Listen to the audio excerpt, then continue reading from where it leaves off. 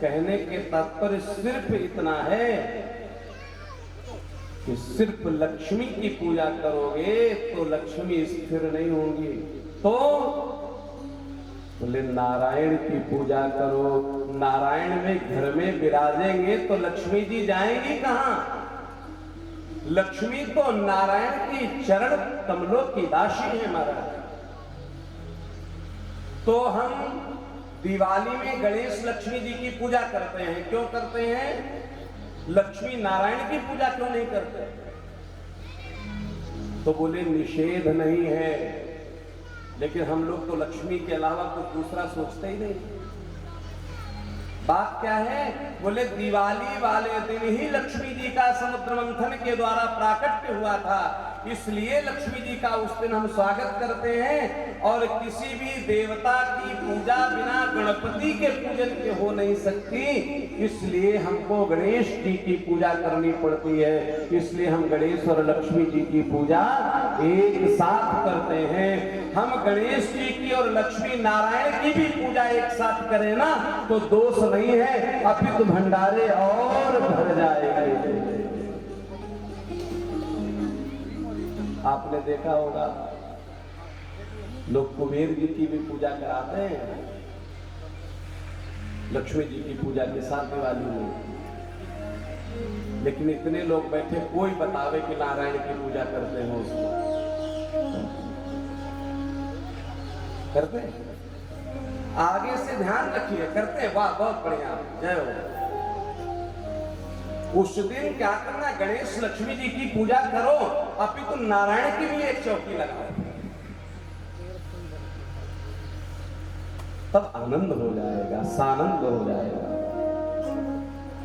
दिव्य उत्सव मनाया जा रहा है महाराज, सब लोग उत्सव में सम्मिलित हैं, लेकिन एक देवी गोकुल में विद्यमान है, नंद बाबा की बड़ी प्रिय है, नंद बाबा उनका बड़ा सम्मान करते हैं, लेकिन वह देवी अभी तक कृष्ण के जन्मोत्सव में आई नहीं। बोले वो कौन है?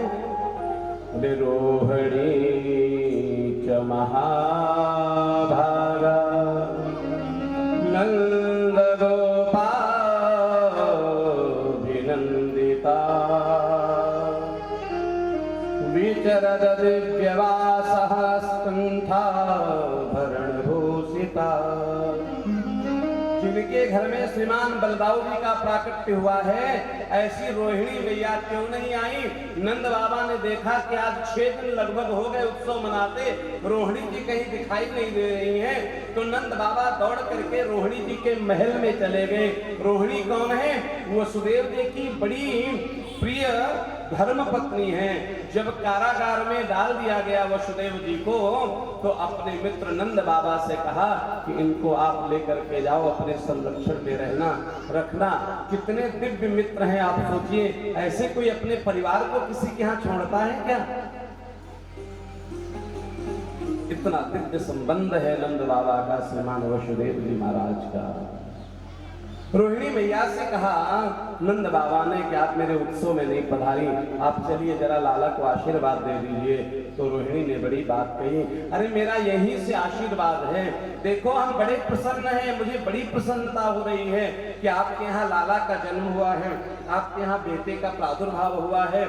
सोचो मैं हजारों बार ईश्वर का धन्यवाद कर सकी, लेकिन वहां नाच गाना हो रहा है, उत्सव हो रहा है, वहां मेरे को लेके नहीं चलो। नंद बाबा ने कहा कि ऐसी क्या बात होगी, कोई त्रुटि बन गई, कोई गलती बन पड़ी, ऐसा क्या हो गया कि आप उस समारोह में जाने से मना कर गई हैं? तो समस्त स्त्रियों को संकेत करके रोहिणी जी ने बड़ी दिव्य बात की है। बाबा तुम्हारे घर लाला हुआ है, उसकी प्रसन्नता मेरे हृदय में बहुत है, लेकिन आप बताओ जिसका पति जेल में हो वो उत्सव कैसे मना ले? ये बात है, इसलिए मेरा मन।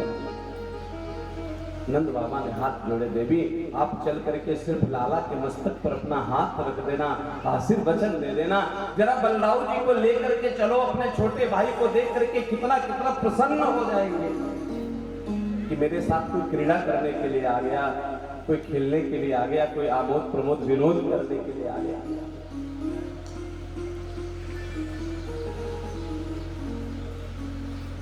आज रोहिणी में आई है, आशीर्वाद दिया। नंद बाबा ने कहा यशोदा अब तू घर संभाल और मैं कंस को कर देने जाना होता है। जैसे आजकल जीएसटी है ना, तो सब ऑनलाइन सिस्टम है, लेकिन तब क्या होता था, तब भी राजा कर लेता था। तब मक्खन मिश्री के रूप में, दही के रूप में जो सामग्री उपलब्ध होती थी उसके रूप में कंस कर लिया करता था। तो उसके लिए कर एकत्र किया और बहुत सारी अन्य सामग्री भेंट स्वरूप की लाला हुआ है, तो बधाई में कुछ लेकर के जाना है। लेकर के पहुंचे कहां, मथुरा में। मथुरा में कंस को तो संशय बना हुआ है कि नंद की वसुदेव की बहुत पटती है, कहीं न कहीं कुछ गड़बड़ ना कर रहे हो ये लोग। गुप्तचर लगा दिए नंद के पीछे, और नंद बाबा वहां से भेंट देने के बाद पहुंचे कहां, अपने मित्र वसुदेव के पास। हाथ जोड़ करके जैसे वसुदेव से मिले, वसुदेव जी ने बधाई दी है महाराज। अरे नंद बाबा बधाई हो, आपके घर लाला का जन्म हुआ है। नंद बाबा ने बधाई स्वीकार की, लेकिन नेत्र नीचे हो गए। नेत्र नीचे करके नंद बाबा कह रहे हैं अरे वो लाला जो है आपका ही तो है। वो तो ऐसे ही कह रहे हैं जैसे हम मित्रवत स्नेह में कह रहे हैं, लेकिन वसुदेव जी मन में सोच रहे हैं कि नंद तू तो सच कहता है। लेकिन नंद बाबा ने एक बात कही कि वसुदेव जी, मुझे अपने पुत्र के जन्म की इतनी प्रसन्नता नहीं है जितनी जितनी आपके बेटों के संहार की, आपके बेटों के वध की मुझे दुख है, अप्रसन्नता। अहो ते देवकी पुत्रा कंसेन बहवो हतः। देवकी के बहुत सारे पुत्रों को कंस ने मार दिया, मुझे सूचना मिली। एका वसिष्ठा वरजा कन्या सा दिवंगता। अब इस माया को जो कृष्ण भगवान ने रचा था ना, नंद बाबा थोड़ी जान रहे। बोले हमने सुना 8वें गर्भ में कोई कन्या आई, उसको कंस ने पृथ्वी पर पटकना चाहा, आकाश मार्ग में चली गई। वसुदेव जी कहते आप सच कह रहे हो, पता है ये कन्या कौन है?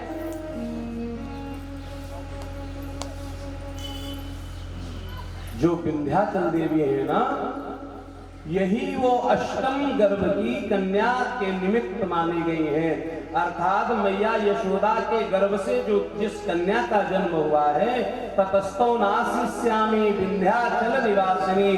बोले विंध्याचल भगवती की जय हो। भगवान कृष्ण की बहन है मां विंध्यवासिनी।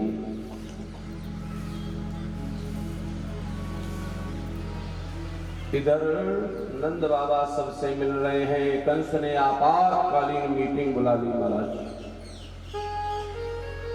क्यों? क्योंकि कंस को पता है अब जीवन ज्यादा दिन रहने वाला नहीं है। हो न हो कुछ छल हो गया है हमारे साथ। उस सभा में प्रस्ताव रखा कि आज से लेकर के 6 महीने पूर्व तक जिन बच्चों ने जन्म लिया है सबका वध कर दिया जाए, सबकी हत्या करवा दी। अब इसको करे कौन? क्यों? क्योंकि बच्चे तो मां के गोद में रहते, छोटे छोटे बच्चे तो मां के आंचल में रहते हैं, संरक्षण में रहते हैं, कोठरी में रहते, वहां तक पहुंचना आसान नहीं है। कंस के यहाँ बड़े बड़े राक्षस हैं, उनको देखकर ही कोई घर में प्रवेश नहीं होने दे। तो कंस की एक बहन है महाराज। वो कौन सी बहन है? बोले स्वभाव की बहन है, जिसका नाम है पूतना। अब पूतना ने कहा कि भैया ये काम तो हम बड़ा आसानी से कर सकते हैं। बोले क्या? बोले अपने रूप को बदल लेंगे, सुंदर स्वरूप बना लेंगे, गोपी बन जाएंगे, ब्रजमंडल में प्रवेश कर जाएंगे और वहां जाने के बाद आपके कार्य को संपादित कर देंगे। आप चिंता क्यों कर रहे हो? कंस ने कहा देवी समझ लो, जो व्यक्ति जन्म होने के बाद भी चकमा दे सकता है, यानी जन्म के बाद 24 घंटे भी नहीं बीते कहाँ अदृश्य हो गया, उसकी शक्ति का कोई पारावार नहीं है।